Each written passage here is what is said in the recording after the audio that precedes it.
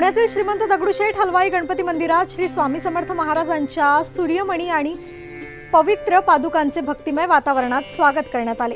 श्री स्वामी समर्थांच्या जयघोषात पार पडलेल्या या सोहळ्याला भाविकांची मोठी गर्दी पाहायला मिळाली। विशेष म्हणजे इतिहासात प्रथमच या पवित्र वस्तू अक्कलकोटच्या राजवाड्याबाहेर पुण्यात दर्शनासाठी आणण्यात आल्या आहेत। 17 ते 19 मार्च दरम्यान एरंडवणे येथील सिद्धिसाज बँक्वेट येथे भाविकांना सूर्यमणी आणि पादुकांचे दर्शन घेता येणार आहे। या अनोख्या दर्शन सोहळ्यामुळे पुणेकरांना भक्ती आणि श्रद्धेचा अद्वितीय अनुभव मिळतोय। जय गणेश। आज श्रीमंत दगडूशेठ हलवाई गणपती बाप्पांच्या मंदिरामध्ये एक अतिशय अद्वितीय असा योग हा जुळून आलेला आहे।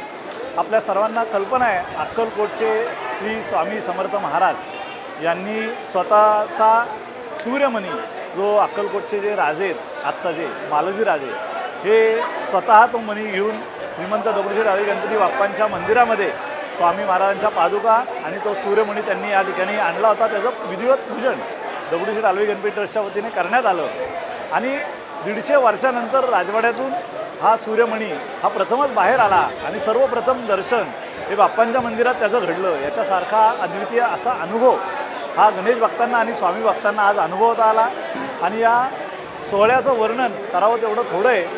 आज खऱ्या अर्थाने गणपती बाप्पांचे आणि स्वामी समर्थांचे आशीर्वाद या निमित्ताने आम्हा सर्वांना लाभले।